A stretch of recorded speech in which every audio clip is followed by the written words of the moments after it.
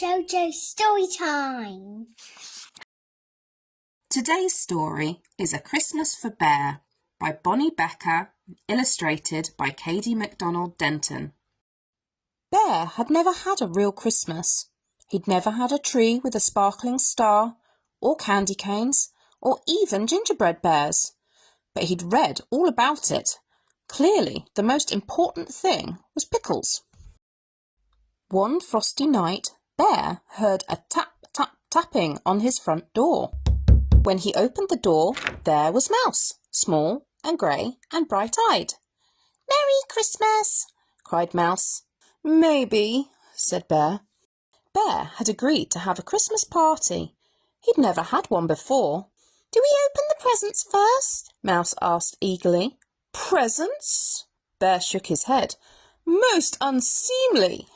"What?" Mouse's eyes opened wide. "No presents?" "We shall sit around the tree and eat. I might even read a poem. Surely that will do," Bear declared. Then Bear went to the kitchen to get the Christmas pickles. But when he came back, no Mouse. "Mouse, where are you?" Mouse didn't answer. Bear heard a tiny scurrying sound. It was coming from upstairs. Bear climbed the stairs to his bedroom. The scurry sound was under his bed. "Mouse?" "Yes," came a muffled voice.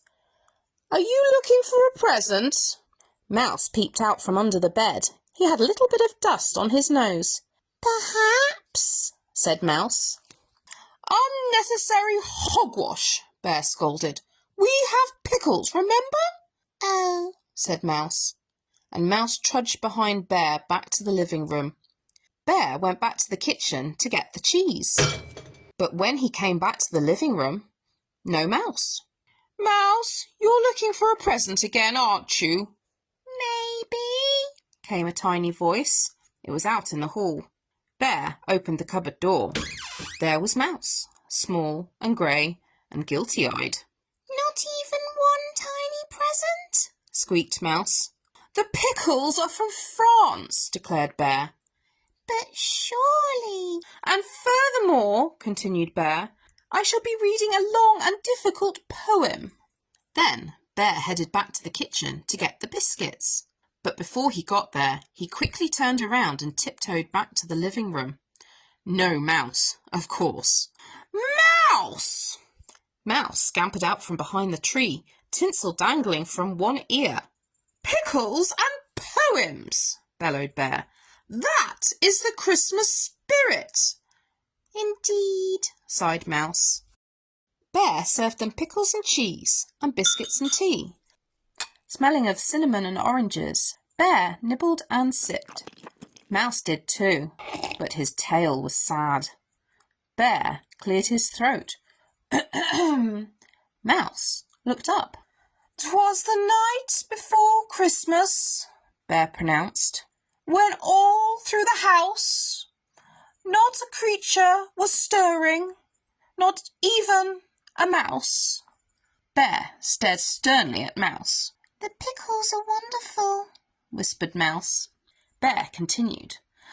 "The stockings were hung by the chimney with care."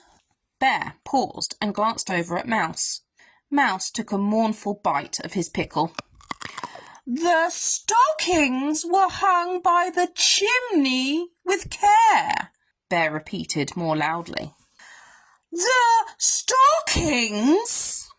Mouse leapt up, his eyes as bright as Christmas candles. "You do have a present for me," he cried, pointing at the mantel.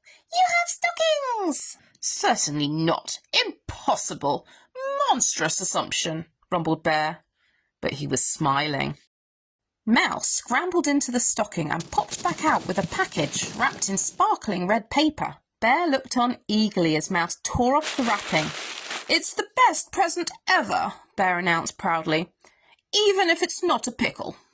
Inside was a shiny silver telescope. Bear hurried Mouse out into the crisp winter night. Mouse pointed the telescope towards the glowing moon.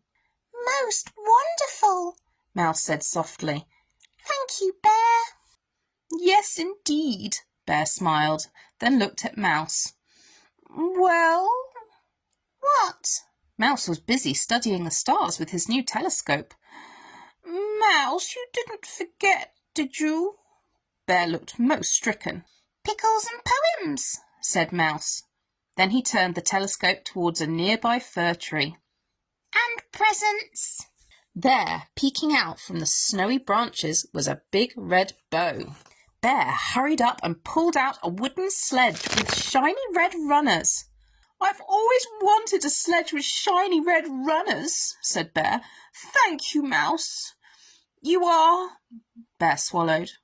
You are an excellent companion, someone of whom I am most fond. You are my best friend too, said Mouse with a happy flick of his whiskers. Merry Christmas, Bear. Merry Christmas, Mouse, cried Bear. Then Mouse and Bear jumped on the sledge and swooped down the hill under the shining stars of Christmas. I hope you enjoyed today's story. I look forward to seeing you again at another JoJo Storytime. Goodbye.